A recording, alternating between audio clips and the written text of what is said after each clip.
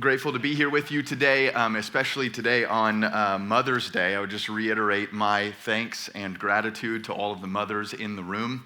Classic Mother's Day problem. My wife, as she does, is taking care of all of our kids, and then our kids are doing great, and then in the middle of the night, in the early morning hours of Mother's Day, one of them goes down sick.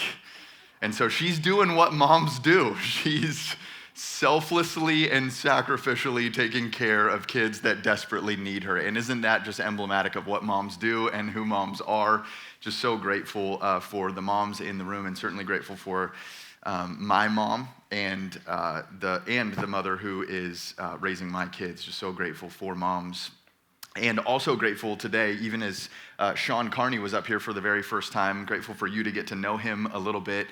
Actually, my wife, Rachel, it was like 15 years ago or so that we were all going to church at the same church up in North Phoenix, and Rachel was serving as, she was in high school, and she was serving as a junior helper in the kids ministry classroom that Pastor Sean and his wife, Kim, were leading. And so we've been walking the road with them for a long time, and really grateful, not only as he served as a pastor, how many years is it now? 8 years? About 8 or 9 years he's been a pastor at Christ Church, and now just in the recent months has been able to come and help lead the staff team here at Christ Church Central Phoenix, and just so grateful for that, and grateful for you to get to know him a little bit if you get the chance.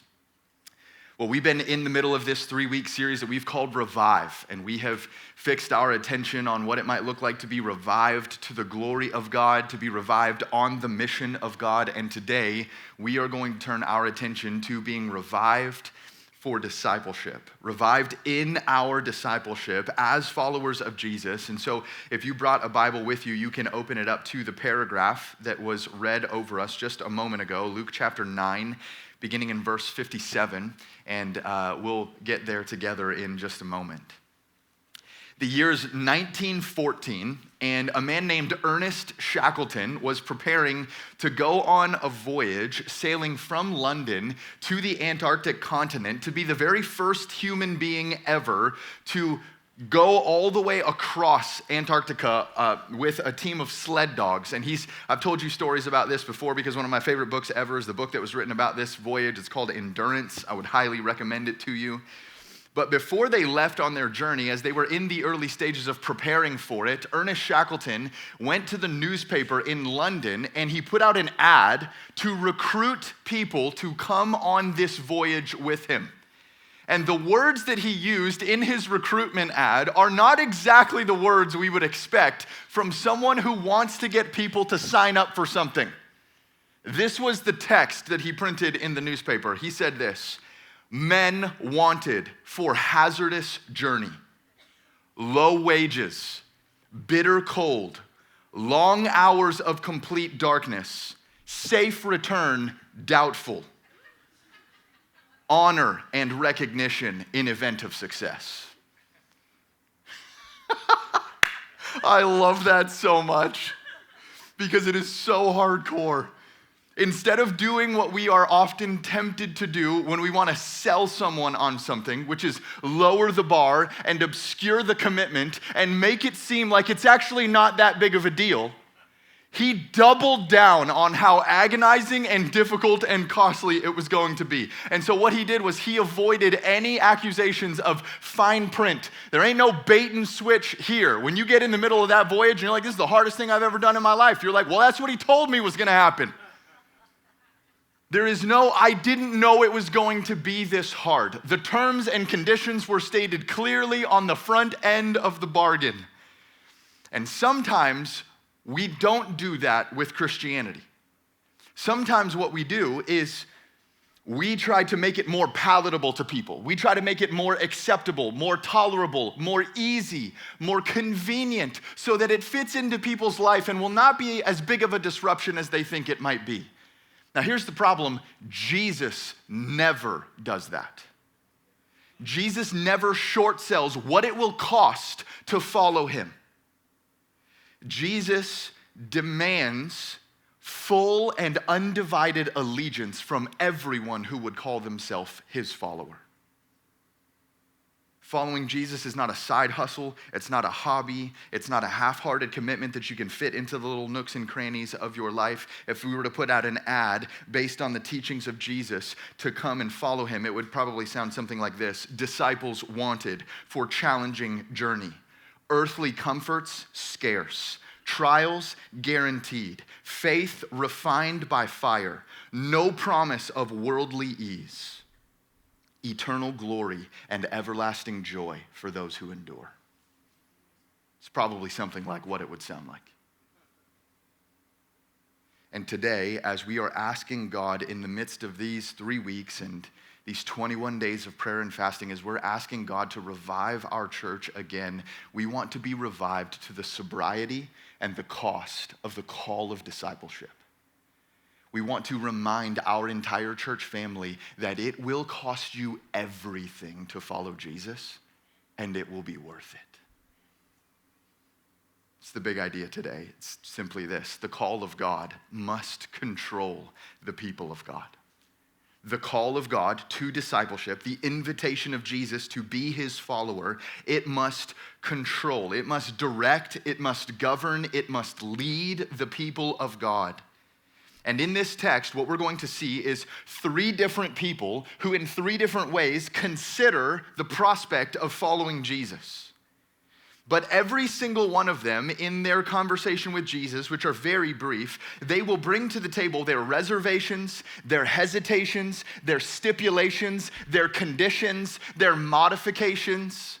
And Jesus will make it very clear through his loving correction of them in this powerful and succinct teaching. He will make it very clear what it really costs to follow him.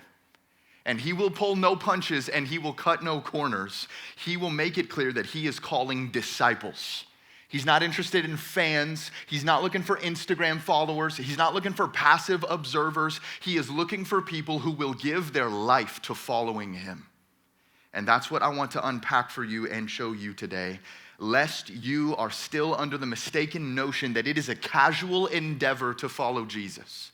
That you can kind of show up and you can custom build it a la carte. You can do it however you want on your own terms. You will be reminded today that there is an incredible and clear cost to following Jesus, and it's on his terms and not ours. And if today following Jesus feels like a sacrifice, and you are making that sacrifice, because I know there are many among this body who know the cost of following Jesus and who are paying it on a daily basis. I want you to be strengthened and encouraged that the sacrifice you are making to follow Jesus is worth it, because this is what he says it means to follow him.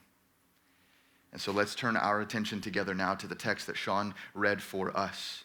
And the question we will ask is, how does this call of God, how does it control the people of God? And we'll unpack it in 3 ways. First, like this: because we are his disciples, we prize Jesus above any comforts. We prize Jesus above any comforts. This is where he begins in these 3 consecutive and very quick conversations that are recapped here for us by Dr. Luke in this gospel, this biography of the life of Jesus. We begin in verse 57 where Jesus is approached enthusiastically by a man who is eager to follow him and is even willing to make big promises. Look at verse 57. It says, "And as they were going along the road, someone said to him, 'I will follow you wherever you go.'" So someone comes to Jesus and he's like, "I'm in." Jesus is traveling and he's teaching and he's doing miracles and he's showing power and authority. And this guy's like, "I'm all about that." And so he walks up to Jesus and he says, "I will follow you." And then he makes a big promise: wherever you go. And it's almost as if you can feel in the white space between verses 57 and verse 58, you see kind of like the eyebrow of Jesus go up and he's like, "Wherever I go?" You sure about that, big fella? You can almost hear Jesus processing this commitment from this man. "I'll follow you wherever you go." And you can imagine him kind of taking a moment and considering what he's just heard. And then responding this way, verse 58, "And Jesus said to him, 'Foxes have holes and birds of the air have nests, but the Son of Man has nowhere to lay his head. Jesus describes how even animals, trivial, insignificant animals, foxes and birds, they all have places that they can go. They have places that they can rest their head. They have places that they can call home. But the Son of Man, which he's borrowing as an exalted messianic title from Daniel chapter 7, the one who will come on the clouds with all of his glory, that Son of Man, even the very Messiah, he, on the contrary, will be subjected to hardship, homelessness, instability, pain, suffering, difficulty. This is what's emblematic in this. He says he has nowhere to lay his head. He enjoys no creature comforts. He is not rich and powerful. He is not influential. He doesn't live in a life of luxury.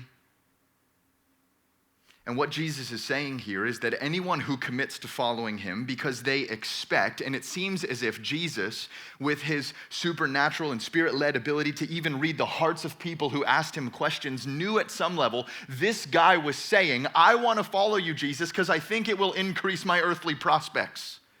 I think it will actually make my stock rise a little bit. I think it will actually help me. I think I will enjoy what comes with this journey of following Jesus. It'll probably make me a little richer. Maybe my friends will think I'm a little more influential because I'm rolling around with this rabbi who's got all this influence. He probably thought it was going to make his life better. And Jesus wants them to know that anyone who commits to following him, because they expect it to maximize their pleasure in this world, to remove hardship from their life, and to increase their comfort, anyone who does that does not commit to Jesus on his terms. They are banking on a promise that Jesus never actually made. And this is the central lie of what we call the prosperity gospel, which is a way of saying, hey, if you follow Jesus, you will be happy and healthy and wealthy and wise, and everything is going to go well for you. And oftentimes that gospel comes with this manipulation of, if you give money to me, then God, like a magic genie, you just rub the bottle and you give the money and you'll get 3 wishes. And you'll get whatever you want, and you will be financially prosperous. And the problem is that is a lie from the pit of hell. And God has never one time promised to anyone that they will be happy and wealthy and healthy in this life. That is not the gospel at all. And what it is it's what I talked about in the beginning, is it's a way to make following Jesus look attractive by earthly means while actually obscuring not only the real cost of following Jesus, but the real reward of following Jesus. Sometimes we imagine that the prosperity gospel is so wicked because it actually doesn't tell people about the cost. And that's true. But it is also wicked because it doesn't tell people about the reward. The reward is not that you will be rich in this life. That's never what Jesus promised, and that's not actually the greatest thing he could offer you. The greatest reward that the gospel has to offer is that you will be with God both now and forever. That you will be made right with him, that you will be forgiven of your sin, that you will be welcomed into his family. That is the greatest gift of the gospel. And so we as followers of Jesus, as disciples, we prize Jesus above any earthly comfort that this world has to offer. We prize him. He is the prize. And we dare not get, as we see so often in this world, get really excited about a commitment while not understanding the cost. We see this kind of stuff all the time, right? The way I see it oftentimes with people my age, with millennials, they'll do this thing. They'll be like, man, I'm sick of having a boss. I'm going to be an entrepreneur. And what they're thinking is, they're like, I'm going to be my own boss. I'm going to make my own schedule. I'm going to have all kinds of free time. I'm going to tell other people what to do, and I'm going to be rich. And then all of a sudden, they're all pumped about the commitment, and they don't understand the cost. And then they get into the throes of business ownership, and it is like emotional instability and financial risk and massive weight on your shoulders. And then you lose all your money, and you're like, maybe having a boss isn't that bad. Maybe it's all right. Maybe I'll go back to being a W-2 employee. It's easy to get excited about a commitment and not understand the cost. And here, Jesus is saying, I know that you just said you would follow me anywhere, but do you understand that to follow me, you must value me over anything that this world has to offer? Over any comfort, over any luxury, over any earthly good, over any material thing. So the question is, are you following Jesus because you believe that he will make you comfortable in this life? And I think it's probably, and it's not impossible, but it's unlikely that you are here this morning and you believe a completely distorted version of the prosperity gospel, or you're like, yeah, Jesus is going to make me wealthy. It's unlikely that you're in that place. Maybe you are, but perhaps a more pressing and applicable question is this: where in your life are you valuing your comfort over your allegiance to Jesus? Where in your discipleship are you saying, well, I'm not going to do that for Jesus because it would cost me this part of my budget. It would cost me this part of my time. It would cost me this relationship. It would cost me these habits. And I kind of like that. I'm into that. That makes me feel comfortable. That makes me feel happy. I like that part of me. And so I'm not going to give this to Jesus. That is a pressing question for us. That in our discipleship, we must declare with our lips and with our lives that Jesus Christ is more valuable to us than any comfort this world has to offer. And that we are actually willing to make trades of comfort insofar as we can more closely follow Jesus and we can more sacrificially honor Jesus. We are willing to trade away comfort. Because we are his disciples, number one, we prize Jesus above any comforts. Number two, because we are his disciples, we prioritize Jesus before any commitments. We prioritize him before any other commitment. The situation changes a little bit here. We got these three conversations quickly back to back, and the second one is not initiated by the potential follower. This one's actually initiated by Jesus. Look at verse 59. To another, he said, follow me. This is the fundamental call of what it means to follow Jesus. This is what he does, is he goes to people and he says, follow me. This is at its core what it means to be a Christian. Follow me, follow Jesus. But the man who he was talking to, he said, Lord, let me first go and bury my father. This man responds with what we might call a conditional delay. So he says, I'm interested in following you, but I will do it when I can go and bury my father. This is a conditional delay. Now, Jesus, he says, verse 60, and Jesus said to him, leave the dead to bury their own dead. And you read that and you're like, come on, Jesus, are you serious?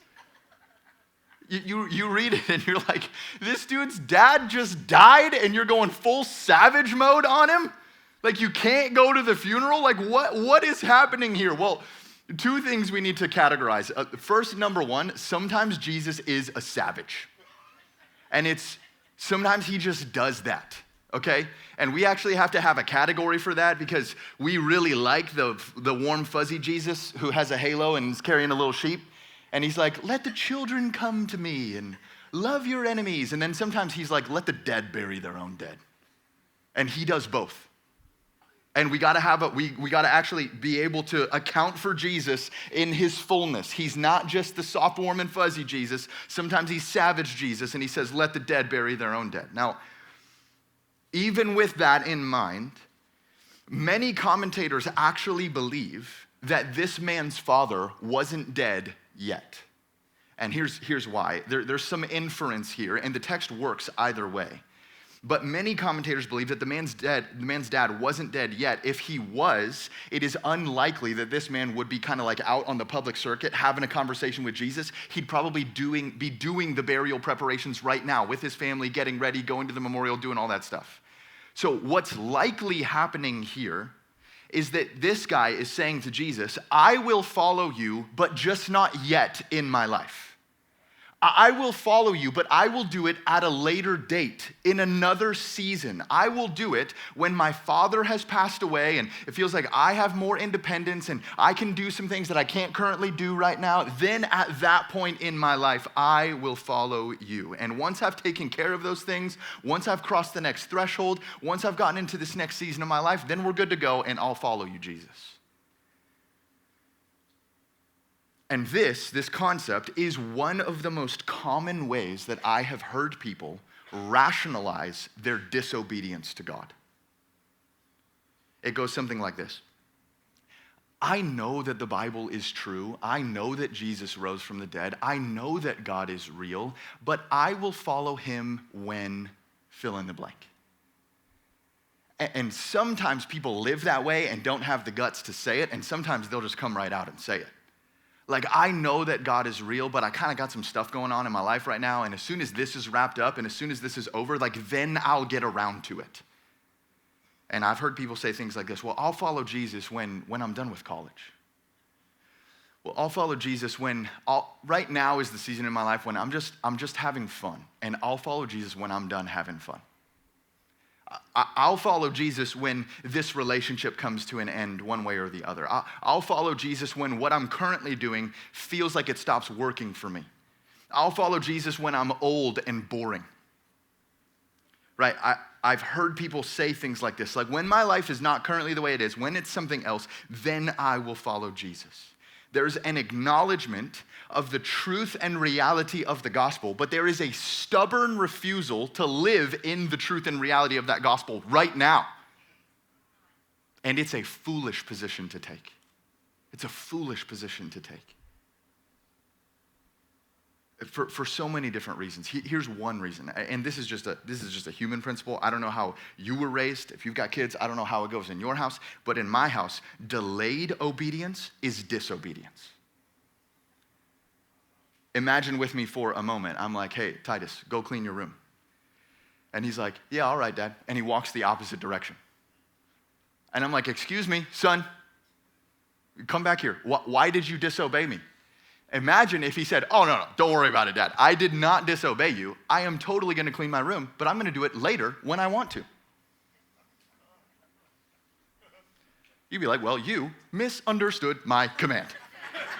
Do it now. Right? Delayed obedience is disobedience. I'll get around to that when I feel like it.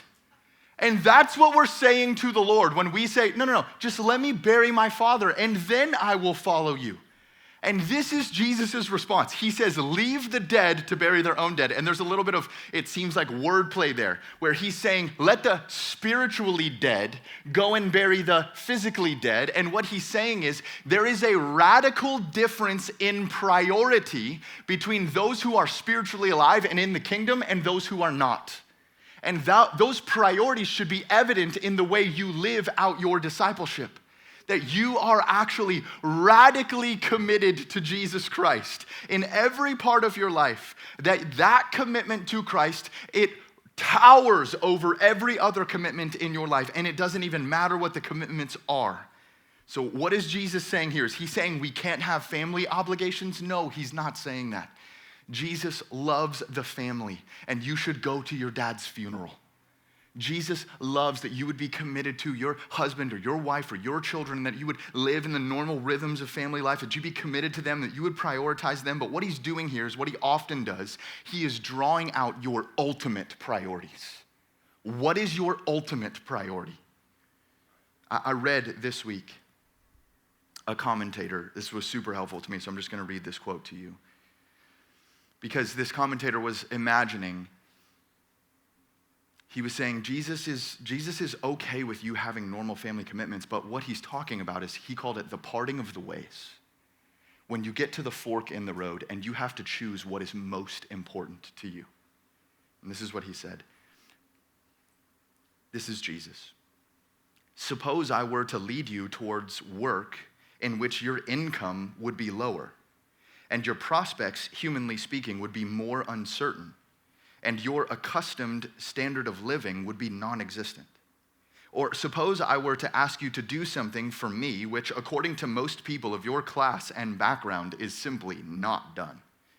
Or suppose I were to summon you to my service with such a peremptory call that your nearest and dearest would have to be left without an explanation. Would you even then come my way?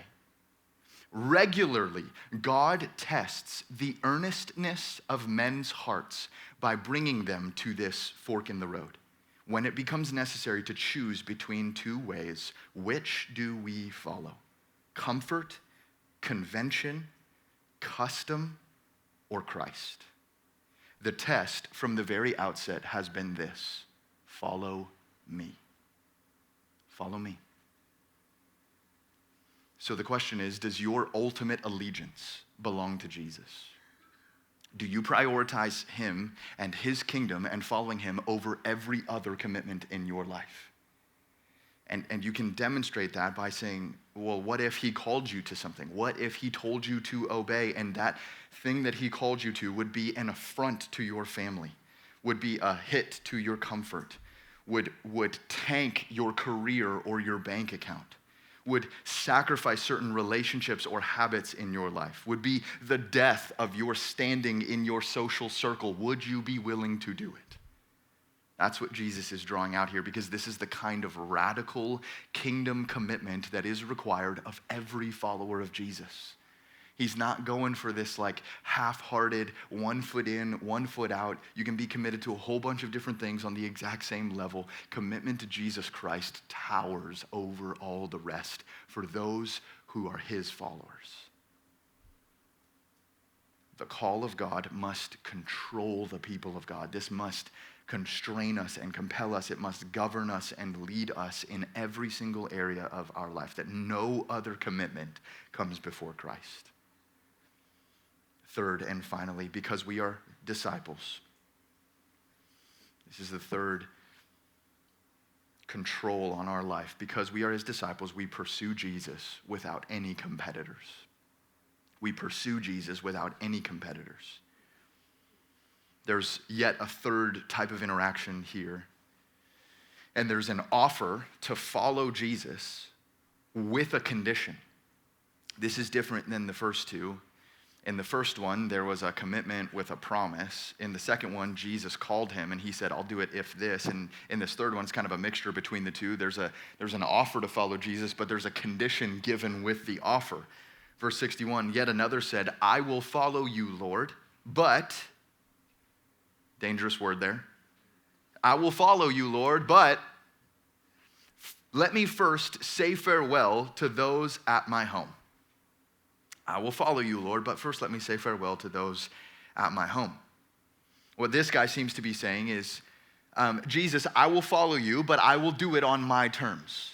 I will do it with these conditions, with these stipulations. Jesus, hey, if you can approve this contract, then I'll sign it.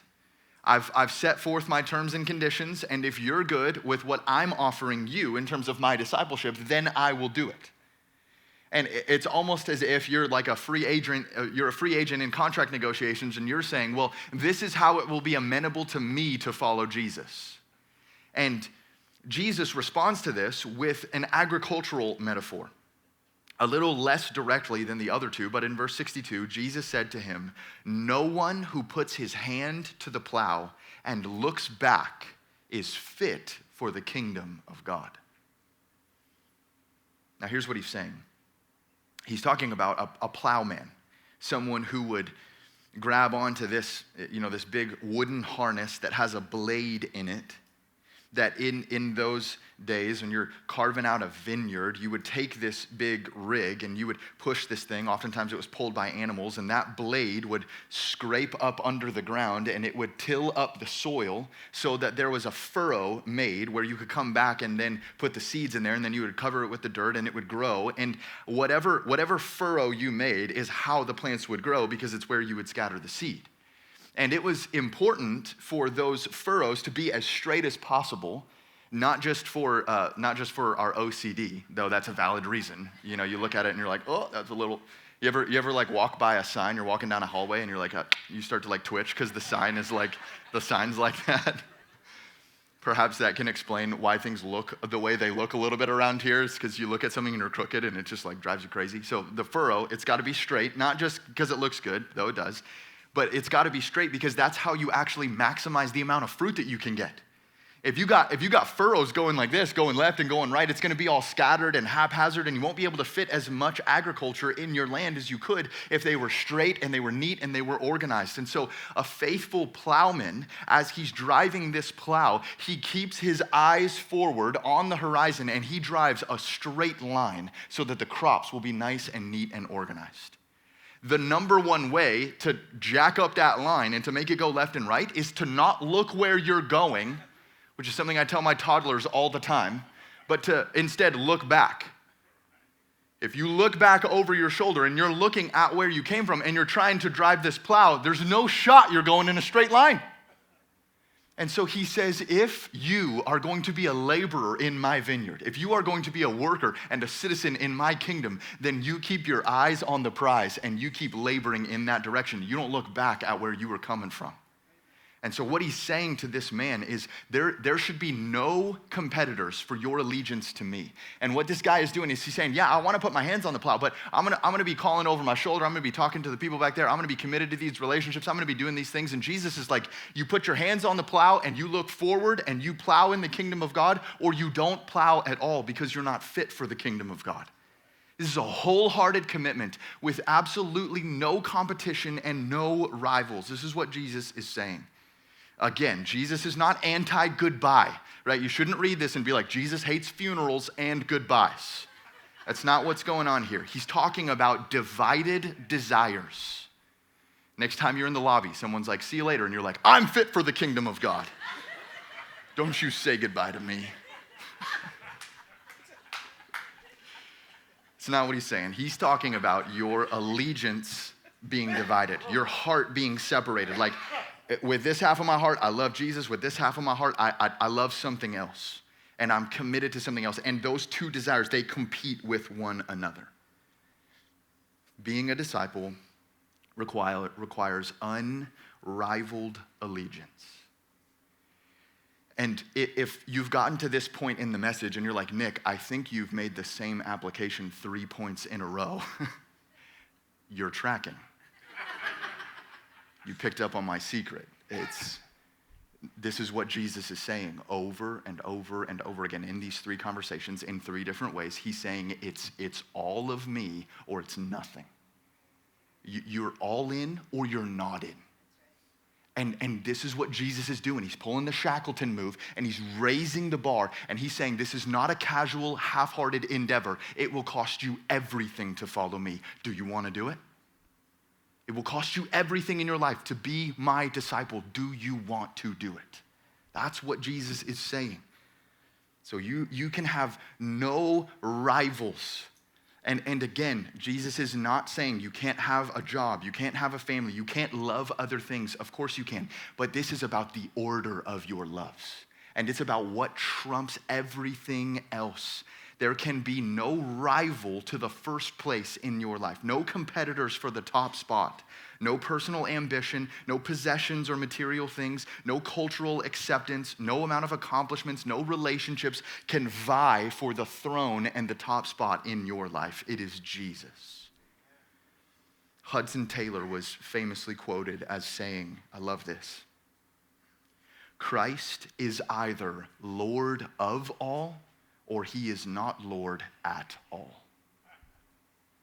Christ is either Lord of all or he is not Lord at all. Jesus will not be your good luck charm. He will not be your get out of jail free card. He will not be your rabbit's foot. He will not be your little trinket that you carry around to make yourself feel good when you need some help. Jesus will be the Lord of all in your life, or he will not be Lord at all in your life. And that's the clarion call that Jesus is giving in these 3 conversations back to back. He's saying, this is what it costs to follow me. And those who desire to follow Jesus will answer this call and say, yes, Lord, I know what it costs and I'm in. Because those who receive this call of God and who are controlled by it, they know that nothing they give up in this life to follow Jesus will not be repaid to them 100-fold in this life and in the one to come. That the economics of following Jesus, they check out. That it's actually going to work out for you if you're with Christ. That no one who calls on the name of the Lord will ever be put to shame. No one is going to get to the end of the age and be standing before God, clothed in the righteousness of Christ, headed for heaven because of the blood of his son Jesus that covered us from our sin, because of the victorious power of the resurrection which conquered the grave and broke the chains of sin. No one is going to be standing before God because of the completed work of the gospel and look back at their earthly life and say, man, I made a bum deal. Man, this is kind of unfair. I feel like I got the short end of the stick here. If I could have just been rich, if I could have just had possessions in this world, if I could have just had influence, then man, I wouldn't have given that up. No one will say that. No one will ever be in the presence of God, in the glory of God, and say, man, I wish I would have done it differently. Not one person. Everyone will stand before God and they will say, every single thing I gave up was worth it. To have this, to hear the Lord say, well done, good and faithful servant, and to enter into his rest and to enjoy his presence and fellowship with him forever, it will be worth it. The call of God must control the people of God. This must be the manner of our lives. This must be the commitment that we make. We must know the cost of following Jesus, and we must be willing to pay that cost. Made me think this week as I was studying about historical heroes and people throughout the ages who I know have known this cost and who have paid it with great joy, even though it cost them everything. And this man was brought to my attention this week. His name is Brother Yun. That's Y-U-N. His nickname is the Heavenly Man. And if you're interested to read more about this, you can Google a movement and a book that is called Back to Jerusalem. It is incredible. And this guy, Brother Yun, he is a Chinese house church leader who came to Christ, I think, like early in the 1970s when China was under the iron rule of the Chinese Communist Party, who were very anti-Christ, very anti-church. And through the late 70s and early 80s, this man, he faced opposition and arrest and imprisonment and torture for the sake of following Jesus and for preaching the gospel and for planting churches. And even as he was part through those decades of an explosive and expansive movement of the gospel growing illegally and underground in house churches in China, this guy paid the cost. And he sacrificed much. He sacrificed relationships with his family. He sacrificed earthly comfort. And he did it all because he believed that it was worth it to follow Jesus. That it was worth it for him to sacrifice all of this and to pay the highest price in order to be faithful to his Lord. And he personally got to be part of seeing thousands, hundreds of thousands of people come to Christ and churches planted and the gospel explode. And in an interview, I think just a few years ago, as he's getting older and as he's continuing to do gospel work, he says this: God has never changed his original call to me. All my weaknesses, all the turns and detours that I have taken, at the end of the day, I have to come back to this one thing: follow me and be my disciple. It's stories like that that just radically encourage me. That even in this city, in this culture, in this time, in this church, that it is the same Spirit of God that animated his obedience that lives inside of us. And it is the same urgent mission of Jesus Christ that has been put in front of us to make disciples to the ends of the earth. And that if we are willing to hear the call of Jesus and to say, no matter the cost, I will follow you as your disciple, that is the kind of church where God will bring a revival. That's the kind of church ready and willing to pay any cost, that the Spirit will show up in power, and that people will come to Christ, and that a community and a city and a nation could be changed by the power of God in the gospel. And that is what we are praying for. That's what we're asking God for. And that is what I am hoping as your pastor will happen in the hearts and lives of everyone who calls Christ Church home. That we would be revived in our discipleship and that God would be glorified as a result. Let's pray.